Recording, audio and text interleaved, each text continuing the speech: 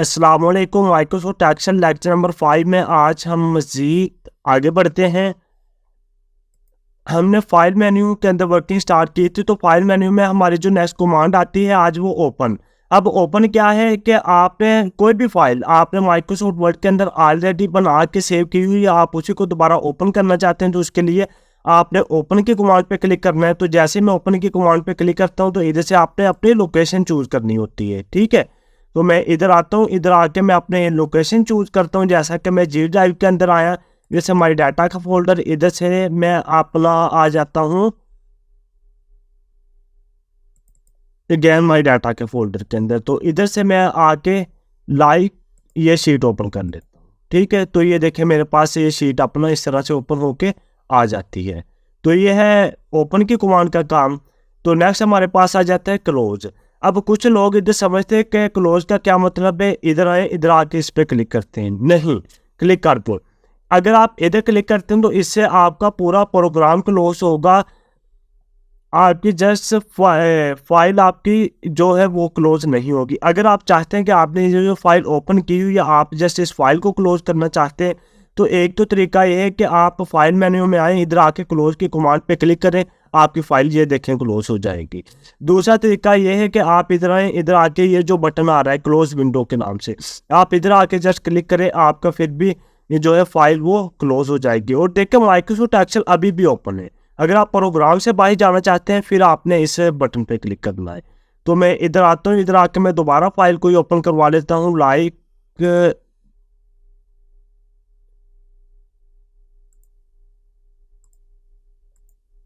ठीक है। तो अब देखें तीसरा है, इसके लिए हम शॉर्टकट की इस्तेमाल करते हैं। अब शॉर्टकट की कौन सी, आपने कीबोर्ड से बटन प्रेस करना है Ctrl+W। अगर मैं Ctrl+W का बटन प्रेस करता हूँ फिर भी आपके ये फाइल जो मौजूदा करंटली ओपन फाइल है वो क्लोज हो जाएगी। तो इधर आके मैं दोबारा ओपन कर लेता हूँ फाइल। तो दूसरी जो इसकी शॉर्टकट कमांड इस्तेमाल होती है वो है Ctrl+F4। अगर आप कीबोर्ड से Ctrl+F4 का बटन प्रेस करते हैं फिर भी आपकी जो फाइल है वो क्लोज हो जाएगी।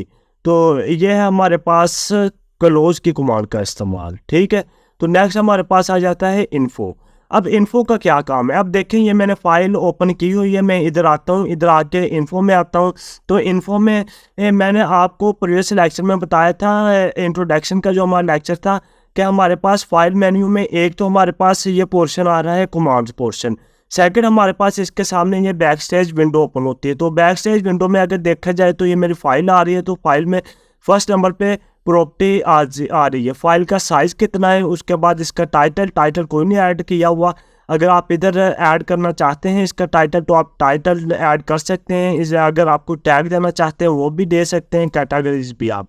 उसके बाद लेटेस्ट डेट्स आ जाता है, ये इसमें आपने लास्ट टाइम फाइल एडिट कब की थी वो डेट आ रही है, ये फाइल कब क्रिएट हुई ये देखें, ये इस डेट को मैंने फाइल क्रिएट की थी ये आ रहा है। और लास्ट इसका प्रिंट आपने कब लिया था वो नेवर आ रहा है, कि इसका मतलब कि आपने अभी तक भी फाइल का कोई भी प्रिंट नहीं लिया। उसके बाद रिलेटेड पेपर आ रहा है, इसका आर्थर कौन है वो MS जैन यूसुफ। ठीक है, और इधर आप अनदर, अगर इसके अलावा भी कोई फाइल का आर्थर है तो आप ऐड करना चाहते हैं तो वो आप इधर ऐड कर सकते हैं। तो इसे तरह last modified by last time जो इसने मॉडिफाई इसे किसने किया वो भी इसका आर्थर यही था। ठीक है, उसके बाद नेटिव कमेंट्स आ जाते हैं कि अगर आप इधर कोई भी कमेंट्स वगैरह ऐड करवाना चाहते हैं तो वो भी आप करवा सकते हैं। तो इसमें एक और चीज़ आ जाते हैं वो है आपके प्रोडक्टिव एक्टिविटीज़ रिक्वायर्ड। ठीक है, इधर ये देखें, ये थोड़ी प्रोडक्ट एक्टिविटीज रिक्वायर्ड है, ये इसका ना अपना विंडोज़ का कोई मसला है उसमें इस वजह से ये इसने दिया हुआ है। ठीक है, तो ये जब हम विंडो दोबारा करके माइक्रोसॉफ्ट एक्सेल इंस्टॉल करेंगे तो ये ख़त्म हो जाएगा।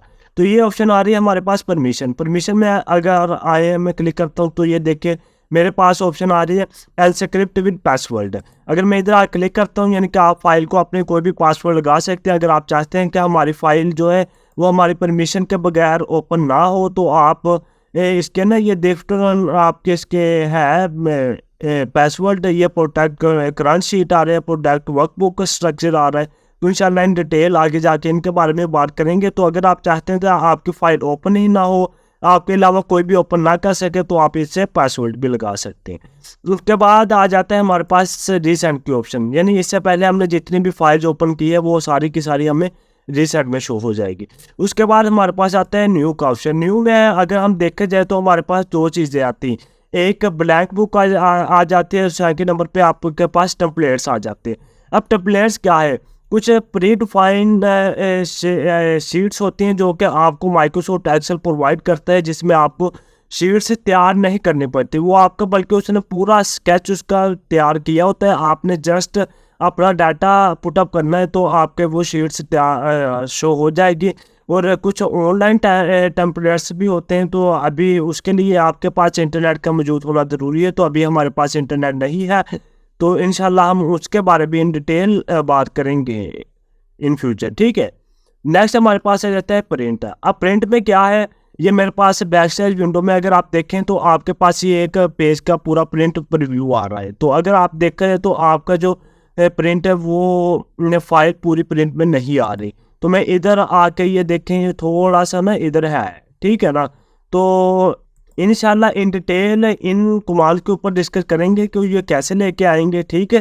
तो ये इधर देखें तो अगर ये फर्स्ट नंबर पे आपके पास कॉपीज़ आ रही है कि यानी कि ये जो आपकी फ़ाइल है आप इसकी कितनी कॉपीज़ प्रिंट लेना चाहते हैं। सेकंड नंबर पे अगर आप लैपटॉप या कंप्यूटर के साथ प्रिंटर अटैच है और उसका ड्राइवर आपने इंस्टॉल किया हुआ है तो वो इधर शो हो रहा होगा, तो आप इधर से आके वो चूज कर सकते हो कि आपने कौन सा प्रिंटर रखना है। उसके बाद प्रिंट एक्टिविटी शीट आ जाती है, ठीक है, कि आपने जो प्रिंट लेना है वो एक्टिव शीट का लेना है। प्रिंट एंटायर बुक आ जाता है, प्रिंट सिलेक्शन आ जाता है, क्या आपने एंटायर बुक का प्रिंट लेना चाहते हैं या सिलेक्शन करके प्रिंट लेना चाहते हैं। उसके बाद पेजेस आप खुद भी लिख सकते हैं कि 1 से लेकर 5 तक प्रिंट निकल आए, उसके आगे ना निकले। फॉर एग्जांपल एक शीट के 10 पेज हैं, अगर आप चाहते हैं कि मुझे जस्ट फर्स्ट 2 पेज का प्रिंट चाहिए तो आप इधर लिखेंगे 1 और इधर लिखेंगे 2। अगर आप कहते हैं पहले 5 पेजेस का प्रिंट चाहिए तो आप 1 to 5 लिख देंगे। अगर आपको लास्ट वाले पेजेस का प्रिंट चाहिए 7 से 10 तक, ठीक है,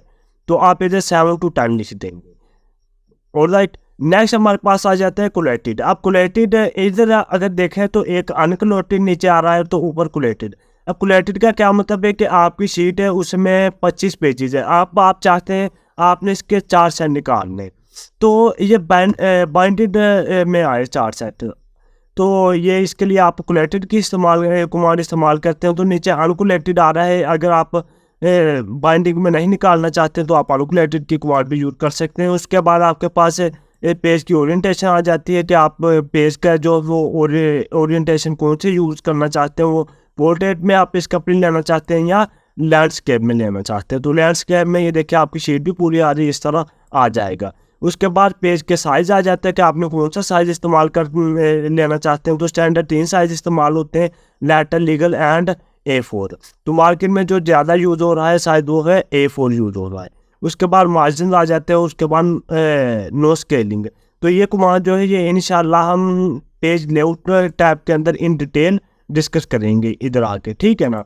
नेक्स्ट हमारे पास रहते हैं सेव एंड सेंड। तो इन कमांड के लिए भी आपके पास इंटरनेट का मौजूद होना ज़रूरी है। तो नेक्स्ट आपके पास आ जाता है एग्जिट की कमांड। एग्जिट का मतलब है कि आप अभी अपने माइक्रोसॉफ्ट एक्सेल के अंदर वर्क बिल्कुल भी काम नहीं करना चाहते, प्रोग्राम को बंद करना चाहते हैं, तो प्रोग्राम से बाहर जाने के लिए आप एग्जिट का इस्तेमाल करेंगे, तो इस तरह आप प्रोग्राम के बाहर आ जाएंगे।